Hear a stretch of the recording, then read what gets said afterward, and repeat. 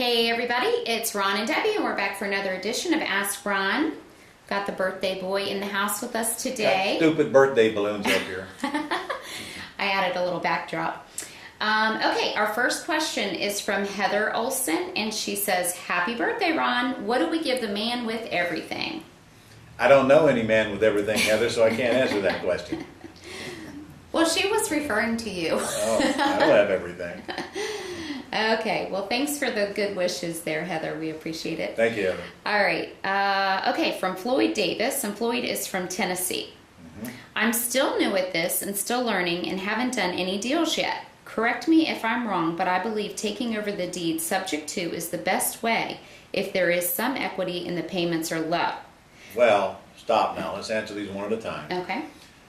Actually, Floyd, that's probably not true anymore.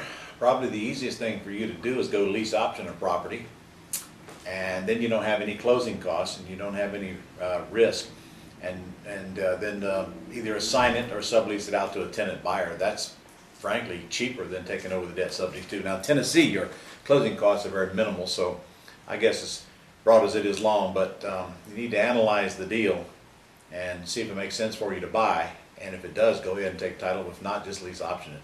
Either way, both of them are pretty simple to do. Either way, both of them should have an attorney involved as well.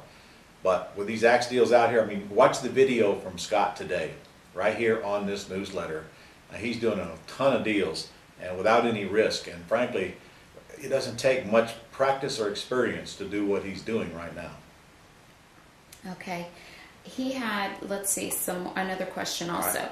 Is it okay to put lease or deed in my name and or assign, being I have no equity yet, and if I put it in or assign it behind my name, can I assign it to either my entity later when I get one, or what is the best way?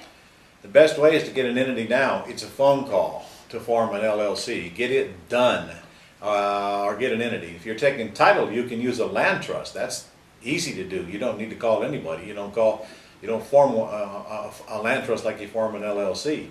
If you're doing a lease purchase, then you need to do an entity. I don't want you lease purchasing a house in your own name. I don't want you doing anything in your own name. So get you an entity. It's a phone call. Call a company like company corporations or business filings or any one of them, or go online and start an LLC and get it done. And don't sign it later. You just get it done now. Okay, next from Phil and Cindy Salazar from Washington. Yep. We will be signing a long-term, 37 years lease with option with a seller who is not in good health and getting up there in age. She'll also be moving out of state shortly after the signing. We have the usual paperwork filled out for X. What additional paperwork should be signed and recorded with the seller in the event that the lease outlives her? What state are they in? They're from Washington. Washington State. Yes. Okay. Well, first of all, I don't on any reason why you would want to sign a 37-year lease, and I better not catch you personally signing on a 37-year lease. I'll come clear to Washington and spank you myself. That's a no-no. So you better have an entity involved, an LLC, to go on that lease, and you sign as the manager, which keeps you off from liability. 37 years is ridiculous. In fact, I don't even know where 37 years came from. Surely her mortgage is not that long, so what's the point? I need more information on this. If you're going to stay in it on a sandwich lease, then go ahead. If you want to lease option it for the whole length of the loan, fine. If you're not going to stay in it for the sandwich lease, there's no reason to get a long lease. Just get a 10-year lease if it's over leveraged and assign it to somebody and get out of it, because it's irrelevant to you what happens after that. You're not going to get payments. You're not involved in the property later. So I'm stuck on the 37-year deal. I don't get the point for doing it. All right, the last question was what agreements you need. Well, you need a lease option agreement, the one that's right on your Gold Club website. But again, I don't know whether you're doing an axe deal or whether you're going to stay in it as a sandwich. If you're leasing it with the intent to sandwich lease it, then that's one agreement. If you're leasing it with the intent to assign it, then that's the other agreement. And the latter would be the one with the table of contents on it, right on your Gold Club site. So, gosh, that question is so deep and it could go so many different directions. If a little bit more clarity would help me answer it better. Yeah, and it sounds like they're not quite sure, Ron, at this point what they're doing, if they're doing the sandwich or the assignment at this time.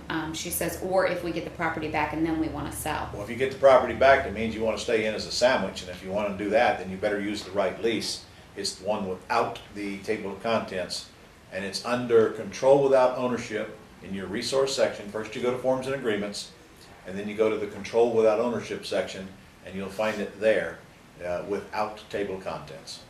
Okay, great. I wish I could tell you the exact title, lease agreement something or other. What, you have a lesson video on that as well, where you went over all the control without ownership agreements. All right. You specified. That's good. Okay.